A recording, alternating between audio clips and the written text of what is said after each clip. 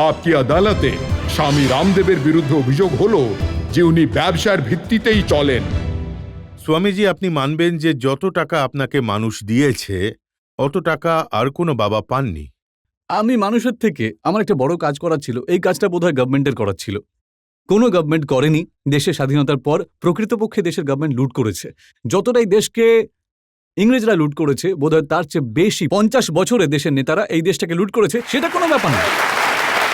এই কথাটা কোনো হিন্দুস্তানির কাছে গোপন নেই, সেই জন্য লোকেরা হাততালি দিচ্ছে বসে। এবং কিন্তু যদি আমি এটা বলি যে এই দেশের বাবারা, সাধুরা, গুরুরাও লুটেছে, তাহলে লোকে হাততালি দেবে? দেখুন, এই কথাটা সত্যি যে আমাদের এখানে দেশে বাবারা নিজেদের নামে ট্রাস্ট বানিয়ে নিয়েছেন, নিজের ছেলেকে ট্রাস্টি বানিয়ে নিয়েছেন, নিজের বউকে ট্রাস্টি বানিয়েছেন। আচ্ছা, আগে সাধু সন্ন্যাসী হতোই না, ঋষিমণি? তাদের না বেশিরভাগেরই একজন পত্নী ছিল। আজকালকার গুরুদের তো অনেক পত্নীও থাকে, এবং পত্নীই নয়, প্রেমিকাও থাকে। এবং সেই জন্য এটাও মনে করা হয় স্বামীজি, যত টাকা এই ধর্মতে আছে অত টাকা কোনো বিজনেসে নেই। এখন এই কথাটা আমি বলি যে ধর্মের নামে মানুষের থেকে পয়সা নেওয়া তো ভুল নয়, কিন্তু সেই পয়সার ব্যবহার কোথায় করা হচ্ছে সেটা। না, আপনি এটা বলুন, যত টাকা আপনি নিয়েছেন তার ব্যবহার কিভাবে করছেন? এখনো পর্যন্ত যত টাকা নিয়েছি আমি, তা দিয়ে আমি যেটা হরিদ্বারের ভেতরে পতঞ্জলি যোগপীঠে একটা ওপিডি বানাই, যেটা এখন পৃথিবীর সব থেকে বড় বিগেস্ট ওপিডি হবে, যাতে প্রায় 5,000 রোগীর চিকিৎসা করা যাবে।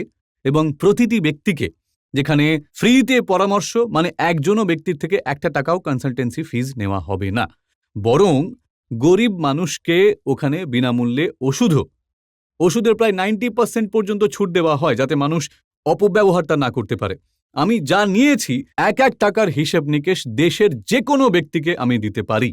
আর একটা কথা, আজকে প্রায় 500 ব্যক্তি আশ্রমে সেবা করেন, 100 জন বৈদ্য যারা 1 টাকা পর্যন্ত নেন না। পতঞ্জলি যোগপীঠ যেটা আমি বানাচ্ছি তার ভেতরে প্রায় আমি 20% থেকে শুরু করে 25% মানুষকে ফ্রিতে থাকার, ফ্রিতে খাবার, আজকে ফ্রিতে চিকিৎসা সব ব্যবস্থা করছি আমি। তো আমি মানুষের থেকে যা নিচ্ছি তা মানুষের জন্যই খরচ করছি।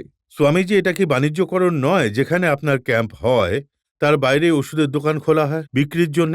চিকিৎসায় ফার্স্ট প্রায়োরিটি আমি যোগকেই দিই, এবং আয়ুর্বেদিক ওষুধেরও আমি বেশি সমর্থক নই, কিন্তু যেহেতু প্রাকৃতিক তাই সেগুলোতে বেশি সাইড এফেক্ট থাকে না। সেজন্য আমি বলি যে ভাই দেখো, প্রথমে প্রাথমিকভাবে আমার যোগ, তারপরে আমি জীবন রক্ষার জন্য যদি আয়ুর্বেদের প্রয়োজন পড়ে তাহলে ব্যবহার করি, অ্যালোপ্যাথিরও প্রয়োজন পড়লে আপনি অবশ্যই ব্যবহার করবেন। আমি একটা পুরো প্রজেক্ট বানিয়েছি, পতঞ্জলি যোগপীঠের একটা ঘোষণাপত্র, আমি তাতে দিয়েছি যে আমি বিরোধিতা অ্যালোপ্যাথিরও করি না। মানুষের হার্ট অ্যাটাক হলে তাকে হসপিটালে যেতেই হবে, ঠিক কি না? আপনার কাছে তো কোনো ডিগ্রি নেই আয়ুর্বেদের। আমি যে স্টাডি করছি এবং যে স্টাডি আমি করেছি সেগুলো এই স্কুল আর কলেজে পড়ানোই হয় না কখনো। সেখানে পড়লে আমি আজ আপনার সামনে এই এনশিয়েন্ট মেডিকেল সায়েন্সের বিষয়ে বলতেই পারতাম না। আমি বলি যে এনশিয়েন্ট মেডিকেল সায়েন্সে ফিজিক্যাল বডির ওপর এখন রিসার্চ হচ্ছে, আর ফিজিক্যাল বডির বিষয়েও আমার নলেজ অনেক আছে, প্রশ্ন করতে পারেন আমাকে। কিন্তু যারা ডাক্তার হবে, যারা ওষুধ দেবে, তাদের কাছে কিছু না কিছু ডিগ্রি তো থাকা উচিত। দেখুন, আমার কাছে ডিগ্রি আছে। আমাদের ঋষি পরম্পরায় গুরুকুল চলে।